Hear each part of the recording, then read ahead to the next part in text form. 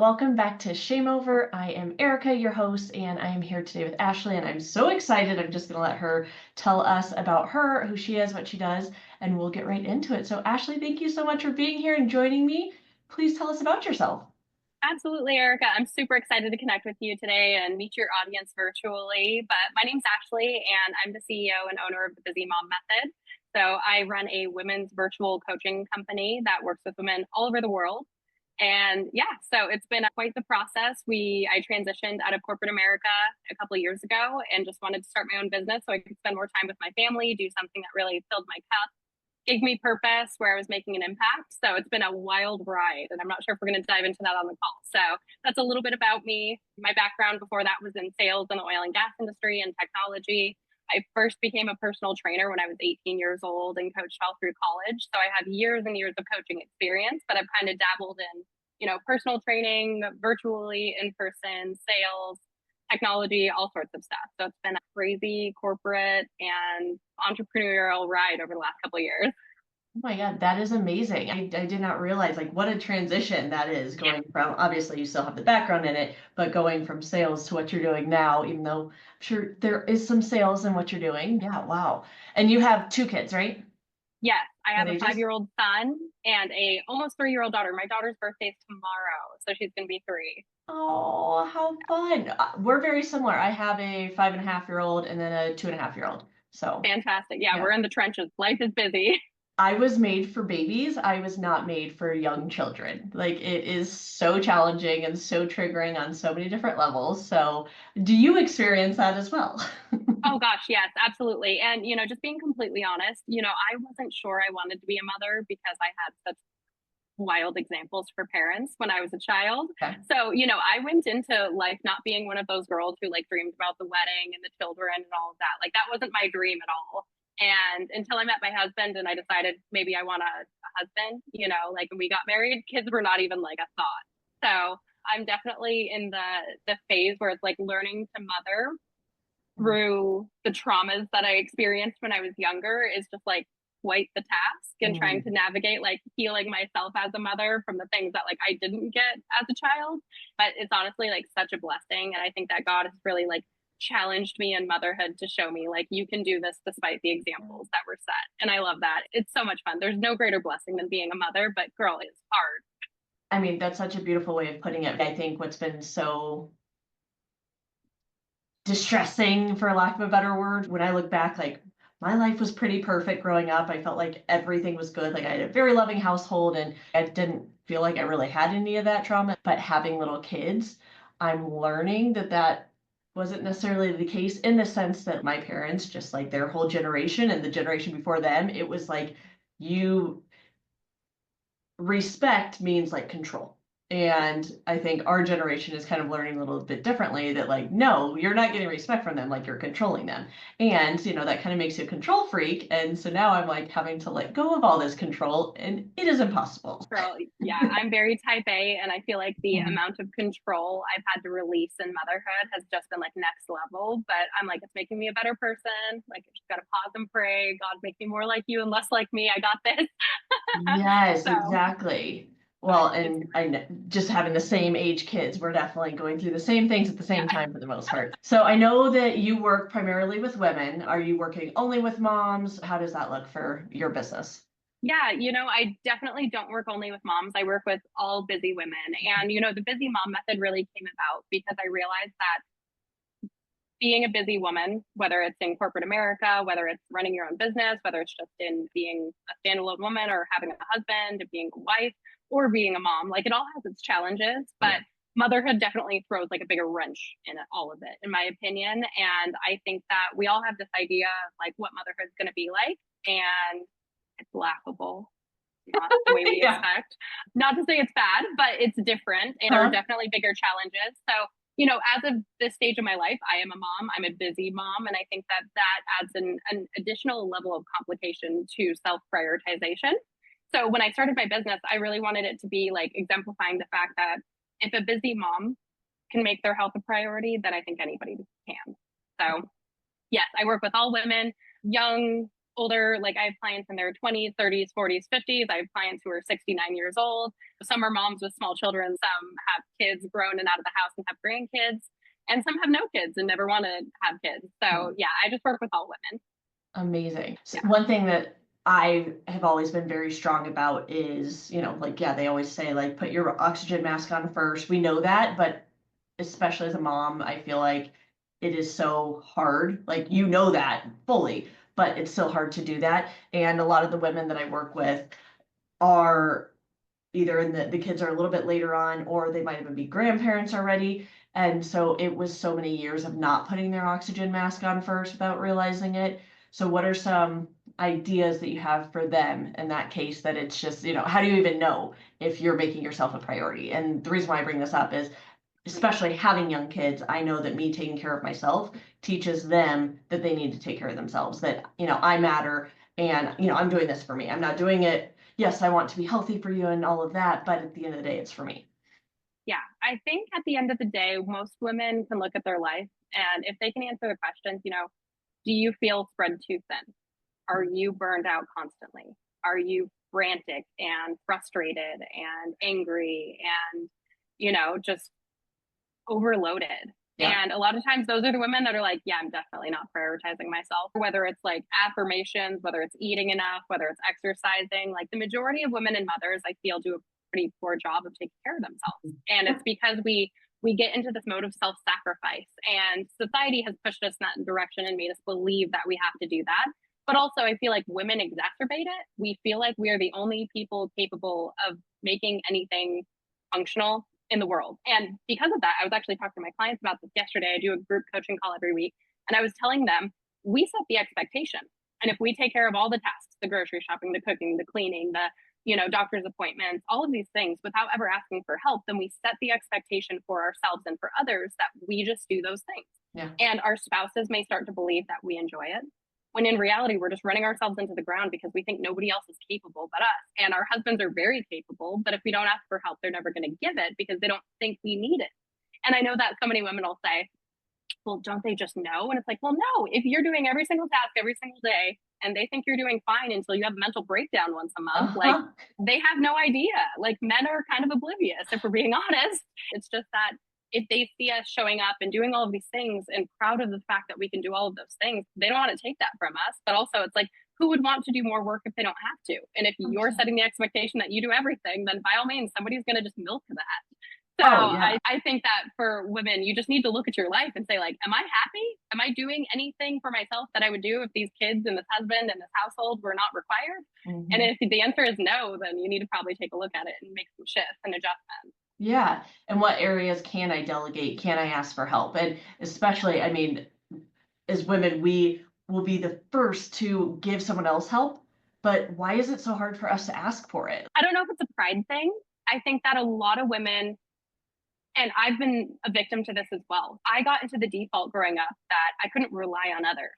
So I've set myself up for this expectation in adulthood that if I don't take care of it, who's going to do it? And that's incredibly detrimental because it creates the inability for me to ask for help. And I've had to really work through that. But I think that a lot of women pride themselves on saying, like, I cook, I clean, I do this, I'm overwhelmed, I'm overburdened, I'm stressed out, I'm frustrated. And it's like, but why? Like, why do we do that to ourselves? Because society tells us moms have to do everything and be super moms and never ask for help. But it's like, we need to shift that narrative. The whole view on motherhood needs to change. And the view on, distribution of tasks in a household really needs to change. But I think that, society for so many years, it was like men worked, women stayed home and did all the tasks. And I think that as women have gotten more educated and moved into corporate careers and working and not just being stay-at-home moms, it's like we kept all the tasks and we work now. So it's like, I know for me, when I was working in corporate America, I was the breadwinner in our family. I was making the most money. I was working full time and I was doing the kid drop off, the cooking, the cleaning, the doctor appointment running, the, laundry, all of the things. And one day it just kind of clicked. I'm like, this is frustrating. Like, why am I doing this? But I set that expectation because for the, 7 years prior that my husband and I were together, I just did all the tasks. Mm-hmm. But once we threw 2 kids in the mix, I'm like, this isn't going to work. Like, we have to fix this. So I had to be very intentional about it. And we had to have some really big, deep, hard conversations to be like, hey, we have to distribute tasks. I can't be the only one carrying this household. So Totally. Well, in that it's not only the self-awareness, but being able to have those tough conversations because, it is uncomfortable, especially after you've been doing something so long. I remember the first time my husband's like, "Wait, you don't like cleaning?" And I thought he was joking. I like wanted to punch him, but I'm like, "No, but I have set that expectation. Like, I like a clean house, but I don't like being the only one to be able to provide that." And it was like just these moments where I'm realizing I need you to be direct and tell me exactly what you want or what your expectations are. And for me, like I never wanted, I don't want to be like the naggy wife or anything like that. Those are the stories playing in the back of my mind. But not doing that is leading to like resentment. And then it becomes something that it doesn't need to be. Where if you're just very direct, like, hey, can you unload the dishwasher today? No problem. Like it's crazy. But that communication, it's a muscle that needs worked for pretty much all of us. the other day I was talking to my husband and I go, if I could pay somebody to show up at our house 2 days a week, do all of the laundry, just wash it, fold it, put it on the bed, and cook us dinner, clean up the kitchen, and leave 2 days a week, I would 100% do it. And my husband's like, really? I like cooking. And I'm like, yeah, because you haven't done it for 12 years straight. Like we just kind of got you back to cooking and helping with that stuff. So I think that, mothers carry an unseen mental load of things. So to me, I had to like pause and think about that for a couple of days, what he said, because I realized that the mental load is not cooking the dinner.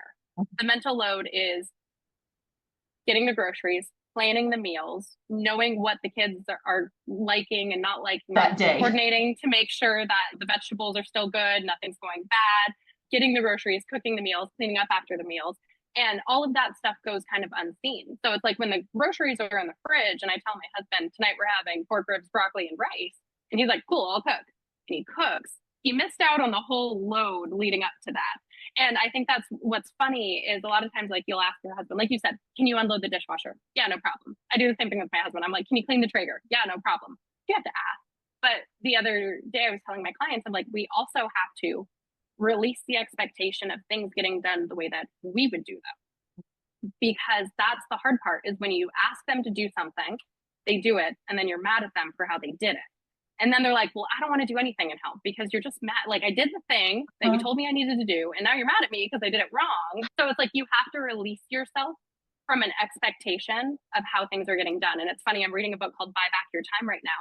It says that you need to lower your expectations to like 30 to 50% completion. If you have anybody do something that you're asking them to do, whether it's an employee, a spouse, a child, and you have to close that gap and realize that because 100% done 30% well is better than you having to do all of it. So you have to just remember, like, lower the expectations. And yes, you can coach them to it. We could coach our clients and say, like, okay, I would like for you to load the dishwasher. Here's how I do it because it makes sense. And if they do it, great. But if not, at least they loaded the dishwasher. It's so funny you say that because that was one of our big things was I was the kind I basically like clean the dishes off before I put them in the dishwasher, because like having the gross dried on stuff at the end, absolutely the worst. So my husband was not he could have like the dishes in the sink for a week and it wouldn't bother him. I started just letting him load the dishwasher. I had my very particular way, and the reason why I get to this is he would load it, I would reload it, and he's like, what's the point? Like, if you're going to do it yourself, what's the point? And I'm like, you're right. You're right. I need to let my control go. And just like, if I'm going to ask you to do this, if you're going to help out, I need to let you do it how you're going to do it. And now we run the dishwasher pretty much every night just because it doesn't matter how it's loaded. If it's every night, no big deal. And it has been such a game changer. But it was letting go of like, if I'm asking for help, they're going to do it a different way. Let them do it however they're going to do it. Like it's taking something off of my plate. The energy that I'm wasting redoing it or watching like how differently I would do it, it's just energy wasted. Exactly. Absolutely. Yeah. And I talk to my clients about this, about creating a list of tasks that your husband can help with. So you're not always having to ask. So my husband and I have a little dry erase pad that we keep in the kitchen, and I'll write things down that need done. And if my husband sees it and he has time, he'll just knock something off the list and erase it. And so then I'm not having to ask because like if my brain's busy, if we're in between meetings and I'm like, oh crap, we need to do this thing, I can just write it down and he can go, oh, I can do that. So that's been great for us as well. So I think that for a lot of women, they need to get the list of things that need done put down on paper, because the load of carrying it in your head and having to go ask when the time is right. So sometimes it's like, as you think of tasks, write them down, like your nice to do tasks, like Yes. not the things that are pressing that day that you need to do yourself, but Sure. things that eventually need to be done. And that's what we've done. And it's been incredibly helpful. So, we had the conversation. Hey, I need you to start helping with more things. Okay, tell me what I need to do. And I got to the point that I was like, I'm just going to write a list. And whatever you have time for, knock it off the list and erase it. And he's like, okay, I could do that. So that's been huge for our marriage. Well, and that's also, that goes to the point of the mental load, because we have so many balls up in the air at all times. And again, that's unseen. So I think that's causing a lot of the stress and the anxiety and all of that that's going on in the background. But when you write it down and it's there for all to see, the mental load is already coming down. And to your point, it's also communicating that with your partner. That's like, okay, this is going to help us. Like, this is a win-win for our marriage. Instead of asking me, just go check the list, because then it's going to work best for all of us. But the communication thing is such a huge part with that. Yes, you have to have those conversations first. Yeah, exactly. Like, that's a piece of paper I'm going to move out of the way. Yeah. So yes, having that conversation is key. I love that. Right now, I have a lot of women who are either menopause or perimenopause, or sounds like you have some experience in that area. So can we dive into what is the difference between perimenopause, menopause? What does it look like? How do you know where you're at? Granted, I know a lot of women, once they're in it, they know, but they might be at the point where they're like, I think I might be starting. So what does that look like? Gosh, you know what? It's so funny because I think that obviously the medical industry for women is terrible, but there's been just like no research done on this. Like, we're just getting to the point that we're scratching the surface. So I think that there used to be this preconceived notion that it's like, once you're 45, you're in perimenopause. And then once you hit 50, menopause hits and your period goes away. And that's just it. And it's like, okay. And, they used to have this idea that we had to just suffer through this. And it's so not true. But yes, I work with the majority of my clients are in their late 30s, 40s, and 50s. So I'm not in perimenopause yet, or at least the symptoms haven't started showing themselves yet. But, a lot of women, it just starts with a couple small things. Maybe it's waking up between 1 and 4 a.m. Maybe it's waking up really fatigued. It could be trouble falling asleep at night. It could be your period cycle length extending or shortening a little bit. It could be the flow of your period changing. For some women, it could be increased acne, So as we get past 30, especially into our mid 30s and after having kids, it's like we start to see our estrogen and progesterone drop. And that starts to impact a lot of things. It'll cause more bloating. It'll cause, night sweats. Some women will get like hot flashes. So the symptoms are all different from person to person, and the time at which they start is also different. But a lot of women don't realize that their lifestyle and their habits can dictate a lot of those symptoms, because hormonal imbalance has a lot to do with our habits. If we're under eating, if we're not getting enough protein, if we're not prioritizing sleep, if we're not supplementing properly, if we're not getting enough vegetables, if we're not building muscle mass to increase our metabolism, there's a lot of things that throw off our hormone system. So a lot of women will have like some symptoms, but they just think like, oh, this is just the new norm. I'm tired. I'm a mom. I'm juggling all these things. I'm just stressed. But a lot of times it is the symptoms of like hormonal changes. Most women, if they don't have kids, come their mid 30s, like late 30s, they might start to see those and notice those. Motherhood throws a total wrench in them because it wrecks our hormones for years after. Most women are like estrogen dominant after having babies. It's like if you breastfeed, it extends the hormonal deregulation. But a lot of times women know they're in menopause, like full blown menopause, once their cycle just stops. So, a lot of the symptoms come through like perimenopause and into menopause. And, most women will say like, oh, I get hot flashes, I get night sweats, all of those things. But there's really so many symptoms that can align with those hormonal changes and shifts. I always encourage women, like, if you're in your 30s and you feel a little off, like, your body better than most. If you were to go to a PCP and I say, these are the symptoms I hear from so many women. If I was to say like, hey, my libido's gone, I'm waking up in the middle of the night, I'm waking up pretty fatigued, I'm putting on more belly fat, they might say like, oh, that's just motherhood, that's just stress. And it's like, I always encourage women to go to an endocrinologist that specializes in hormone replacement therapy to get their hormones tested. When a PCP tests your hormones, a lot of times they're going to say, oh, you're in the normal range for a 38-year-old. And it's like, I don't want normal for a 38-year-old. I want ideal for like a 25-year-old. So I feel good again. Yes. So I think that for a lot of women, it's just their bodies are going to go through the kind of progression and the symptoms differently. You can't really base it off of like an age or somebody else's symptoms. You have to go off of like how your body feels. But I definitely encourage women to start getting their hormones checked anytime after 30. Start getting them checked periodically and just see how things are going, because hormone replacement therapy is such a simple thing and very readily available now. A lot of insurance companies don't cover it because they still think we need to suffer through it, but it's well worth the investment to not be miserable. Yes. Well, and getting that under control can help not only so much with the short term, but long term too, because all the damage that we're doing by just putting up with all the additional stress and additional everything, it we pay for it down the road too. Yeah, absolutely. And that's why, a lot of my program is focused on balancing hormones through our habits, through our nutrition, through exercise, through sleep, through all of these things. And then also, reducing cortisol, because those things they do wreak havoc on our systems, and we do pay the price later if we don't regulate them sooner rather than later. Yes.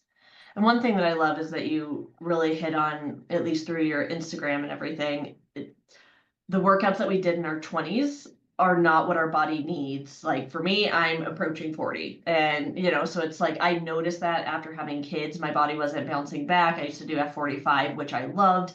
But after my second, my body hurt. Like I never recovered. I was exhausted all the time. So I had to switch gyms. And I love the one that I'm doing now because it is very focused on like lifting and, more of the weight training, not as heavy cardio based or high intensity, which I do love that. But again, I know my body doesn't love it as much. So what are other things that, obviously I know some of the things that you focus on with your Instagram, but what are some things that you would recommend that people start doing, whether they're already kind of active or if this is kind of like new to them? Yeah, I think that one of the biggest misconceptions is, like you said, like in order to lose body fat and achieve the look that you want, you have to do all of this work, long workouts, tons of cardio, cut So much calories. cardio. And honestly, it's like the way that society has trained women to approach health is like the complete opposite of what we should be doing. Like we should be focusing on mostly strength training, minimal cardio. If we do cardio, it's fine to do HIIT workouts. It's fine to do high intensity if you enjoy it, but maybe 2 times a week. Like definitely not more than that. Daily walking's better cardio and for calorie burning and cardiovascular health. But also most women chronically undereat. And that also wrecks our hormone system. So the majority of women have been chasing diet culture their whole life, trying to shrink their body, make themselves smaller. And it's such a detriment to our health. Like what we need to be focusing on is prioritizing protein, getting enough fiber in, and eating enough to fuel muscle growth so that we can naturally lose the body fat. So I'm a body recomposition coach, not a weight loss coach. And the reason that matters is because women shouldn't just want to lose weight. Like moving a number on the scale down doesn't mean anything if you're losing the wrong kind of weight, which is what you see with a lot of women who are now taking like Ozempic. They're dropping 30 pounds very quickly, but 15 pounds of it's muscle mass. So we're actually wrecking our hormone systems even more and making it harder. And our bounce back of like gaining the fat back is going to be astronomically faster after doing that because you tanked your metabolism. So now you don't have as high of a total daily energy expenditure. So that really impacts us. So what I would say is, the majority of women have been chasing this high cardio, low calorie, low carb approach, and it's not good for us. We need proteins to build muscle. Our body runs off of protein. We need fats to regulate our hormone systems. We need carbs because it's our body's natural energy source. So anytime women are cutting out any food group or macro for the sake of like their goals, they're doing it wrong. For one, because it's unsustainable and it's miserable. You should be able to eat everything you want in moderation and get to your goals. So I think that most women just need to understand that strict, crazy crash diets and quick fixes are never going to be the answer. You need sustainability, longevity, muscle growth to improve your metabolism. I think that also women tie their success to a weight. And too many women are like, this is what I weighed in college, or this is what I weighed before my wedding. I have a picture of me at 21 weighing 130 pounds, and I was kind of fluffy. I had high cortisol. I was cutting carbs. I was doing too much cardio. It was miserable. And now I'm like 145 pounds, low body fat, solid. I can eat whatever I want. I have more freedom. Yeah. And so I think women just need to break free of the mindset of the scale and really look at health, not just a weight. Because if we lose weight, we're losing body water, body fat, and muscle mass. If we're focusing on body recomposition, we are only losing fat while we build muscle. So I love that you've kind of shifted your workouts and now you're prioritizing, lifting weights. All women need to be practicing progressive overload. Every woman over the age of 30 should be lifting weights. Like Yeah. with that, like they need to start teaching this in school, but every woman, every person past the age of 30 should be lifting weights 3 to 4 times a week. It's funny, my grandma, she was in the hospital recently because she had fallen, and she was able to crawl herself to like throughout her house because her bed or her phone was plugged in next to her bed and she fell in a completely different room. You have to understand, she's like near 90 or maybe, I don't know, anyway, around that, and pulled herself.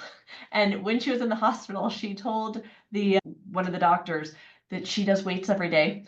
She has 2 pound and 3 pound weights that she does every day. And I'm just like, I did not know that about her. For whatever reason, she started like doing weights. And, they said like that's absolutely the reason why you were able to get to your phone, because otherwise there's no way.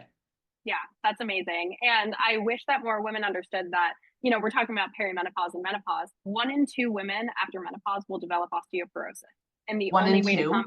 hmm and or either osteoporosis or osteopenia, which is like the preceding thing to Okay. osteoporosis. Yeah, 50%. The That's only insane. way to mitigate and lower the risk of osteoporosis is by strength training and weight bearing exercise because it increases our bone density.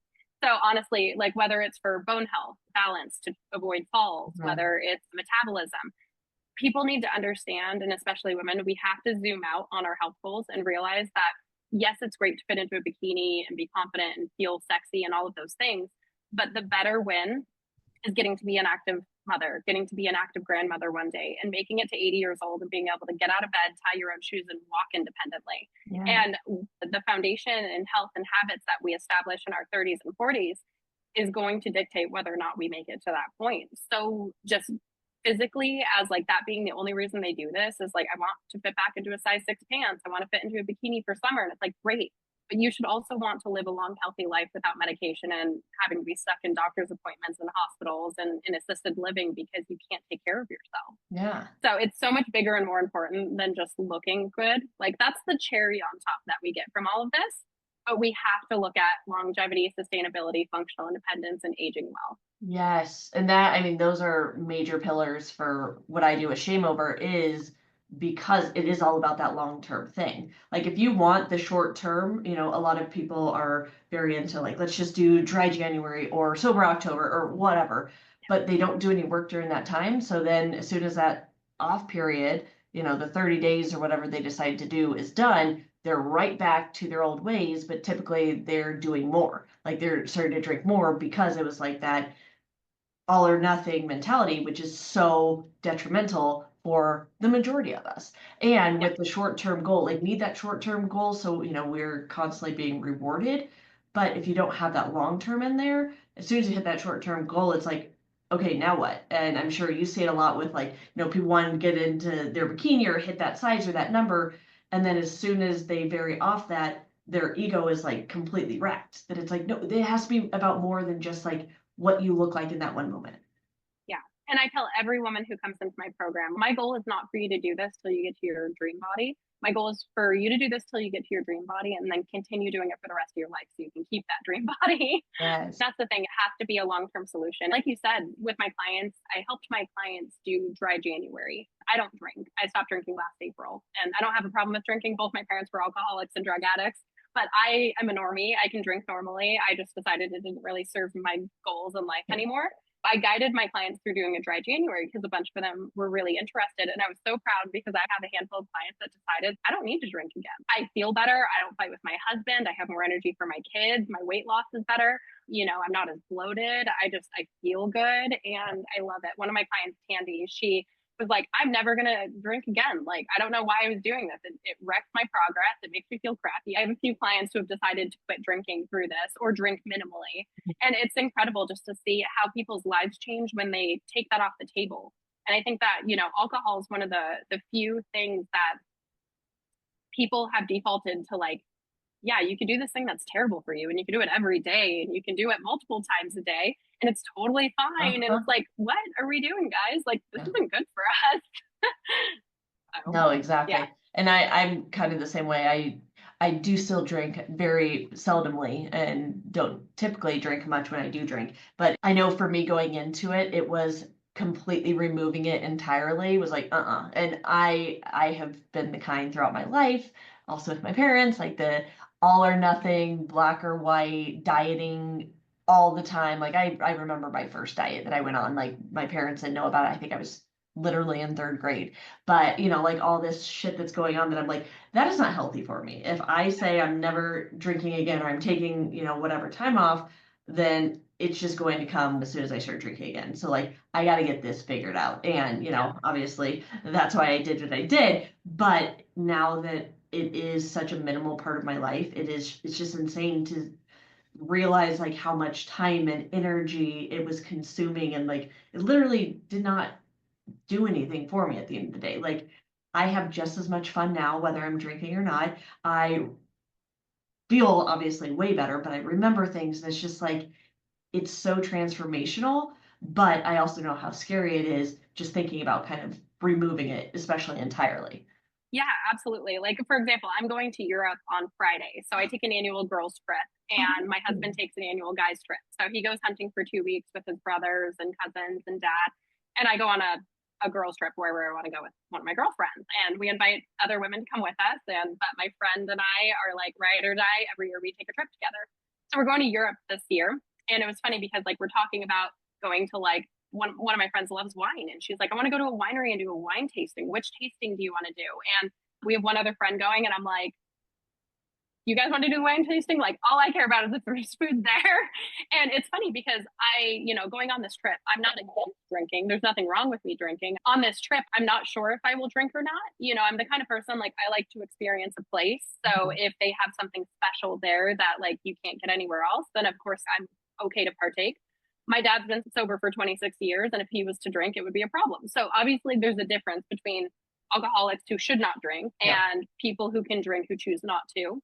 But I'm in that space where it's like, if my husband and I went on a trip and we went on some fancy date night or something, like I might drink a cocktail or have a nice glass of wine with dinner, but it's just not something that is the default anymore. And it used to be. It used to be like we walked into the restaurant and it's like, let's figure out what we're drinking. Yeah. And it's funny because like now that we're not, like there are days that we'll go sit down in a restaurant and I still pick up the drink menu and I still look at it and I'm like, you get that almost like pull towards it. And then you're like, no, I don't need this, and you put it aside. But for me, Erica, one of the things that I set as like a non-negotiable is I don't want to drink around my kids.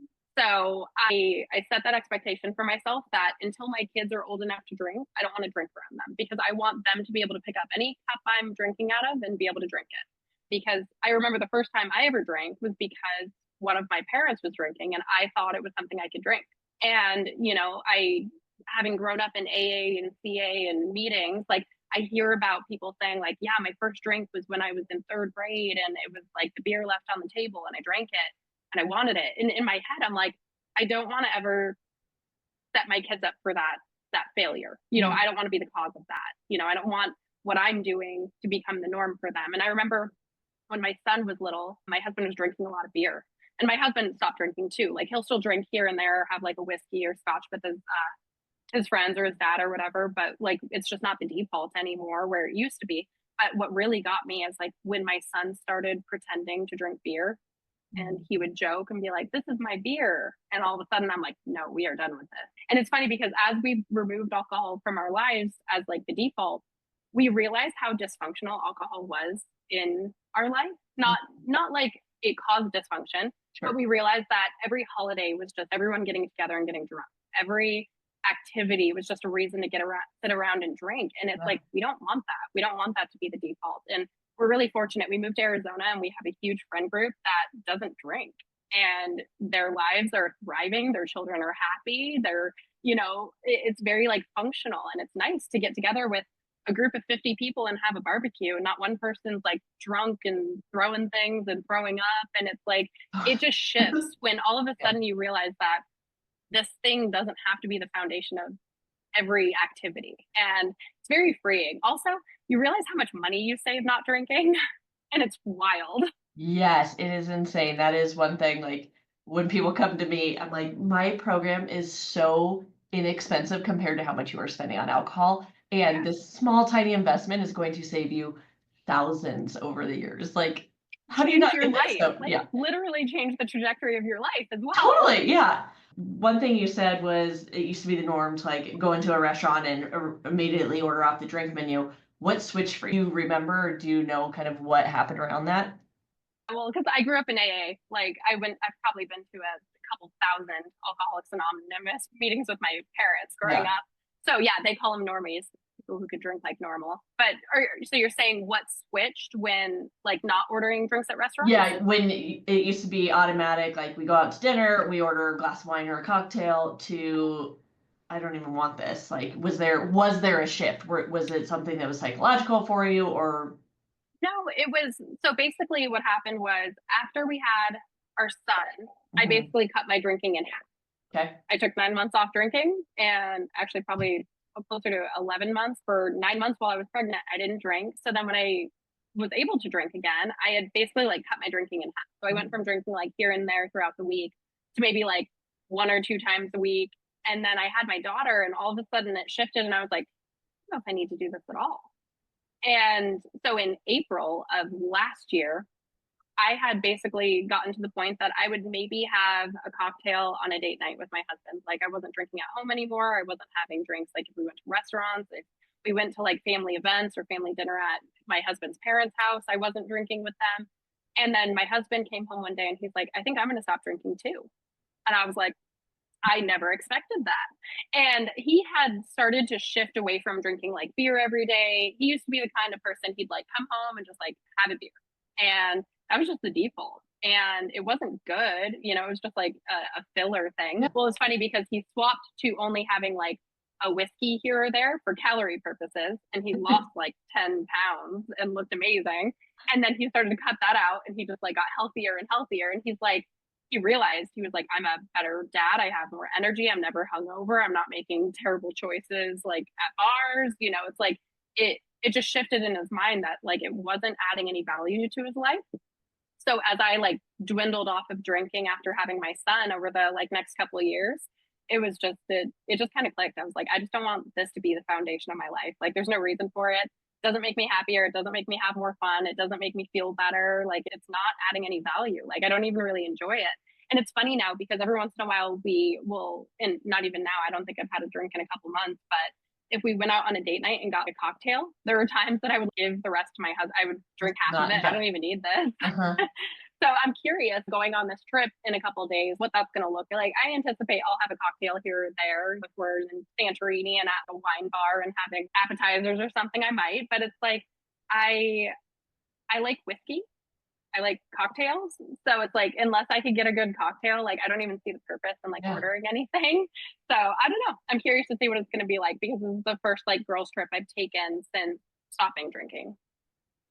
Well, I can't wait to hear about it. And I know that like where you're at, I feel like is so many people's like ultimate goal to be able to, take it and leave it. And when you have it, you enjoy it. But if you're not enjoying it, stop too. Because I know that is one thing that can be hard is a lot of times I'm working with people who, they'll have, I call them be free, booze free days or non-drinking days, whatever you want to say. But when they have drinking days, like once they're getting into that routine, and I've even seen this myself, when I do have a drinking day, I'm like, well, it's a drinking day, so I might as well drink, because I'm allowed to type thing. And I'm just like, no. And that's, I feel like so much a part of the process and the journey of that self-awareness and learning that self-trust and listening to your intuition and going with that, not just, well, I said it was a drinking day, so it's a drinking day, which can be hard, especially when it is you're not letting yourself do something. So when you do, it just makes you want to have that much more of it or do that much more of it. And I think that's where it comes back to that like all or nothing mindset. I feel like people do that with like beat it, like drinking days or like cheat days, Yep. where it's like they have no self control on the day they allow themselves to do something. And then all of a sudden they're miserable. It's like you can have a day where you have more, it's more lax. Like you allow yourself to eat things you wouldn't normally eat, or you allow yourself to drink. That doesn't mean we need to overdo it till we're miserable. Common sense to be able to say like I can enjoy this but not have to overdo it every time I do it. And I think that that's where people really struggle is it's like if they are not drinking most of the time and they have a drinking day, they're like, I'm going to drink 5 drinks, and it's like, yeah, and you're going to feel like shit tomorrow. Like you're not going to be happy that you did that. Like on the other side, like same with cheat days, people will be like, I was so good for 2 weeks, so yesterday I ate and drank and did all the stuff, and I woke up and I felt sick and shitty and I was bloated and I was constipated. And it's like, then why do it? Like, Yeah. logically, it's not going to benefit you. But I think that too many people struggle with that.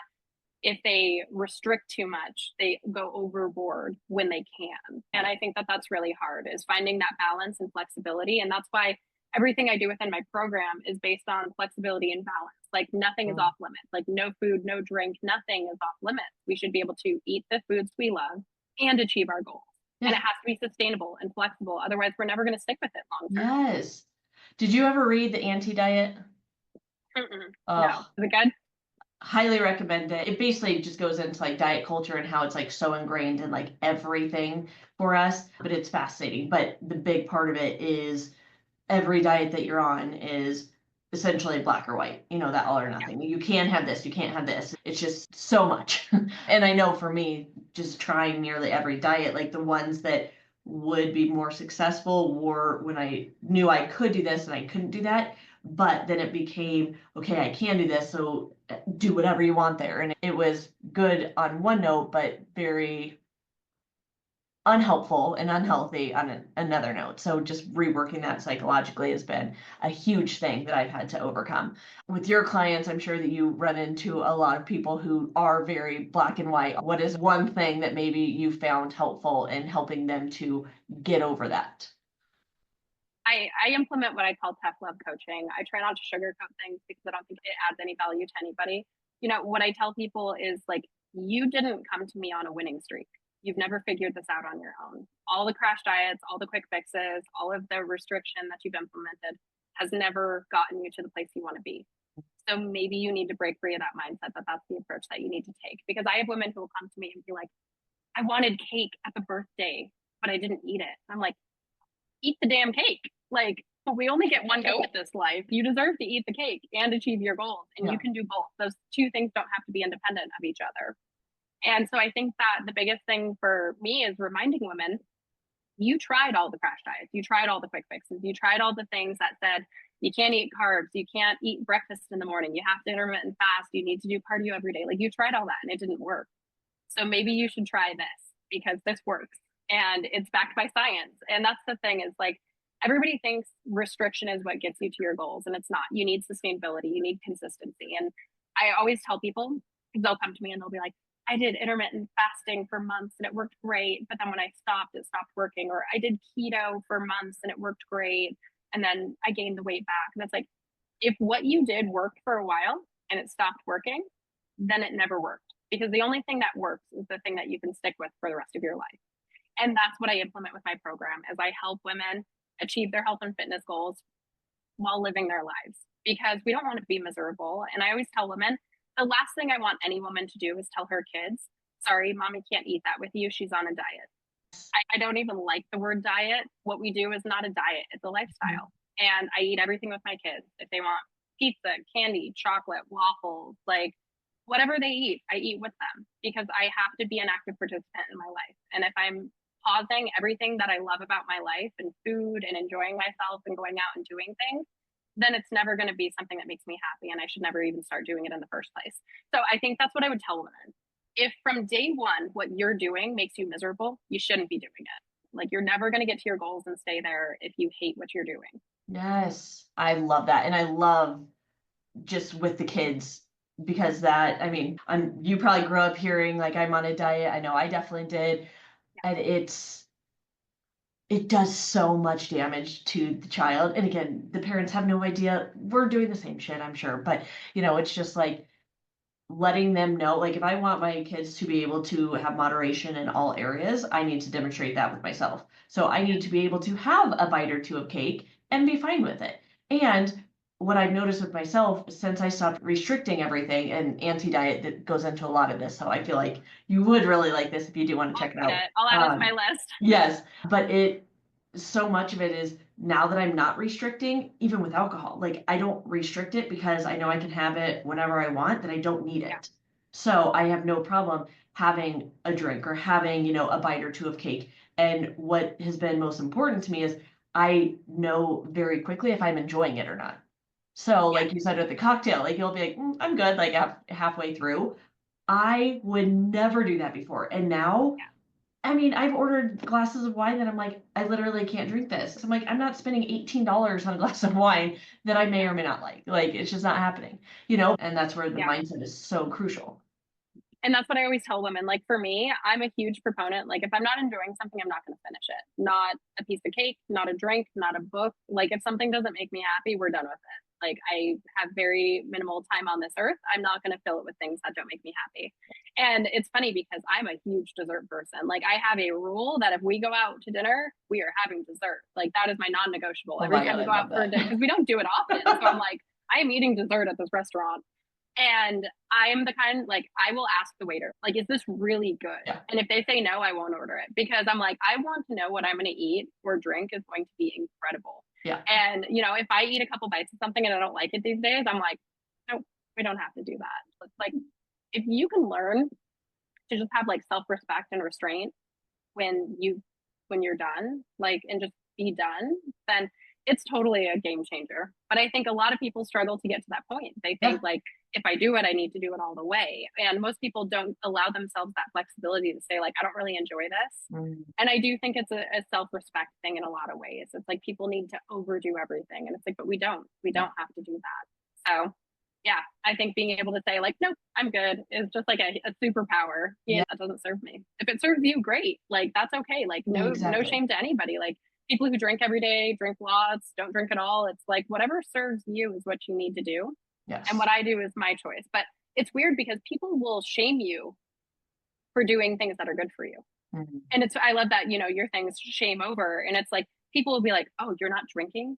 Like it's like what? Like why are you upset Yeah, I'm about not with saying why me? are Like you drinking? Like, yeah. yeah, I don't ask you that. Or like people say like, oh, you're eating that, you're gonna eat a salad instead of this, or oh, you're getting steak instead of like fried food. It's like people will try and shame you for choosing your health, and Yes. it's so backwards. Like in a society that will say like eat, this 1,000 calorie blooming onion as your appetizer and then like go ahead and eat, whatever for dinner. And it's like, are you kidding me? Like Yeah. it's okay to choose to be healthy. But I think society has gotten into the default of the opposite, where it's like it's this radical thing if you choose not to drink or if you choose to eat healthy and you're obsessed or you're too restrictive. And it's like, Yes. no, I give a damn about myself. Well, then that's such a powerful thing because I feel like we run into that a lot, especially if you're early on into a workout program or eating a new lifestyle or, drinking differently or whatever. You're gonna get that. And one, it's typically the insecurity that that person has making the comment. I remind my clients all the time, like, this has to be for you because if not, you're easily going to get given when someone does try to shame you or, like has this moment where they're like, well, why are you doing that? One, they might just be curious, but two, they might, it's the internal stuff going on for them that they're not even aware of. But you have to make the decision for yourself. You have to commit to it and stick with it because otherwise Also, it's so easy to kind of give into it. and I think that one thing that always shocks people in my program is I'll tell them, like, you need to take a real close look at the people you spend time with and determine if they're adding to your life or taking away from it. And you might have to make your friend group a little bit smaller. And the friends that I do have align with my life right now, but I've removed a lot of people from my life that I felt just weren't pouring into it and adding value. But it's like people will shame you for doing things that they feel incapable of doing because they want to keep you down. They want to keep you at their level. And a lot of times the people who are going to encourage you like, oh, just have a drink. Like, why aren't you having a drink? Like, you're no fun anymore. It's like that's not a problem with you. That's a problem with them. And Yes. those are the kind of people you need to remove from your life because they're not helping you. They're not making you better and they're not wanting to get better either. The more successful you get, the more sure about yourself you become, the more grounded in your values and family and things that you want out of your life, the smaller the group of people around you is going to become because you're going to realize that not everyone deserves being a part of your life. Not everyone deserves a seat at the table with you. And I'm living my life on my terms. I'm going to live my life to the best of my ability. If somebody is hindering or the approach I want for my life, I'm not going to allow them in my space because I'm very sure about what I want and what I don't want and what I'm willing to put up with. If they don't fit in that, then that's okay. They can go do that. Like that doesn't bother me. Yeah. They're just not going to do it around me. Exactly. So, Well, it comes down to comfort. It's uncomfortable. You don't want to lose friends. You don't, but if they're a lot of people that I work with, it'll be like, well, we always drink when we're together. If that's the only thing that you have in common, then is that really the kind of person that you want to move forward with? It doesn't mean you have to cut ties and be like, peace out, never talking to you again by any means, but like setting those boundaries. And, Yeah. maybe you try to do something else, like, hey, let's go for a walk. Let's meet for coffee instead. Like everything doesn't have to be centered around alcohol, And but and it's, go ahead. yeah, and if your friends don't want to hang out with you if you're not drinking, then you need better friends. Yeah, no, It's like exactly. if your friends don't want to participate in things that you see value your life, and the only thing they're willing to do with you is do unhealthy activities, then it's like you need friends that align with you. We heard something, my husband and I were at a mastermind recently, and one of the speakers said, you thought you had a good family, but what you really have is a bunch of drunks that like to get together on holidays.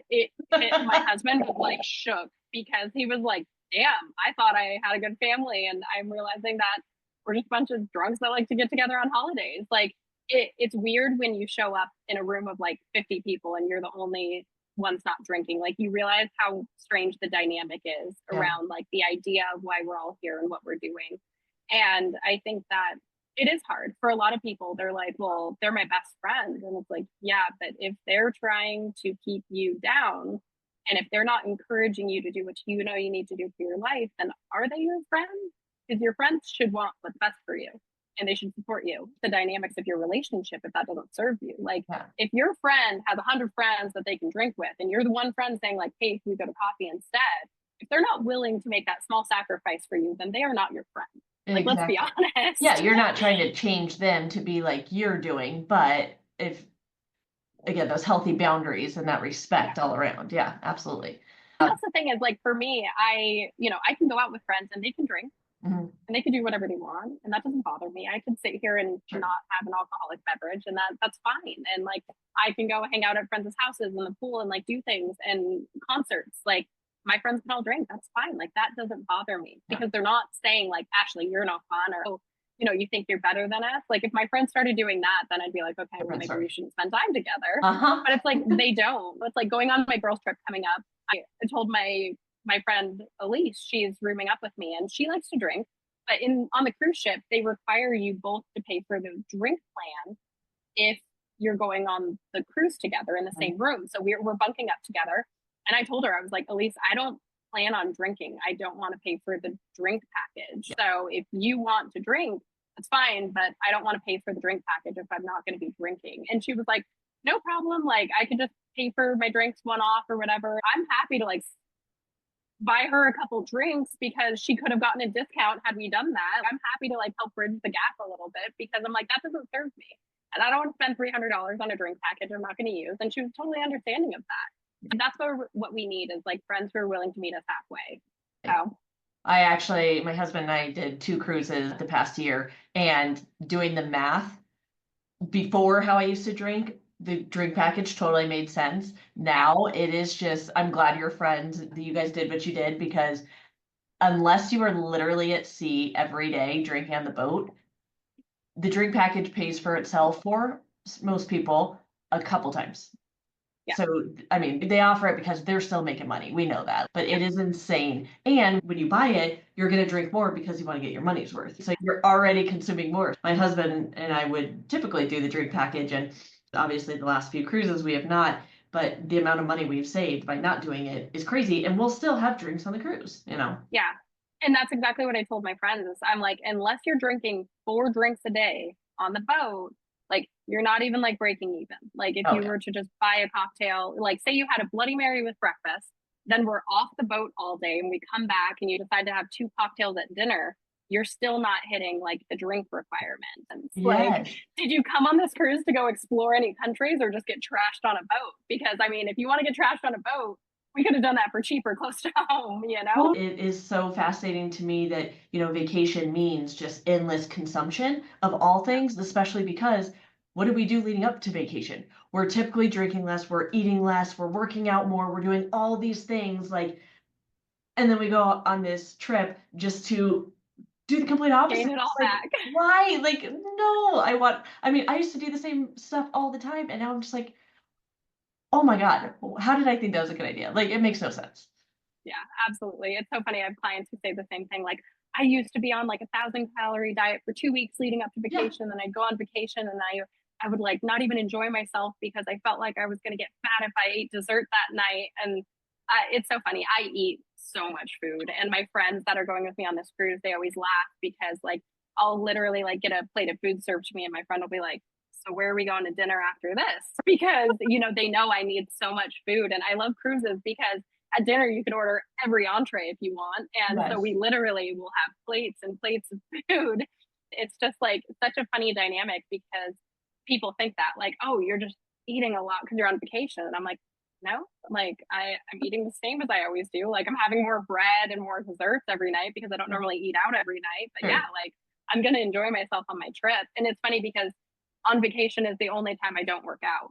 And so I take a full week off, or this trip's 10 days, so I'll probably not exercise for 10 days. Oh, My wow. people always ask me, like, do you work out on your trips? And I'm like, no, it's the time I take off. Good for you. I mean, our bodies need that rest, and I feel Yeah. like it's very hard to know what that looks like or when to do it. But for us, our one rule on cruises is we can only take the elevator when we have our luggage. So, Yeah. like Yeah, if we do we're the same getting thing. off, which the past couple times we carried it down anyway because the line is just too long, but we do the stairs no matter what we're Yeah. doing. The You only time we don't is in high heels, maybe. yeah, I don't wear heels anymore. I'm in tennis Oh, shoes all the time. love it. Awesome. But Well, no, that's exactly like I prioritize, and I always tell people like choose your non-negotiables when you're traveling because people think I have to do everything, and it's like no, you're on vacation. Like take a break, but choose things that you can stick to because if you come back after a week, you will feel like crap if you choose mhm. nothing. So for me, I still prioritize protein. I try to drink as much water as I can. On vacation, it's hard because it's not as readily available as it is when I'm Totally. home. And then I always get my 10,000 steps in every day, but I don't go to the gym.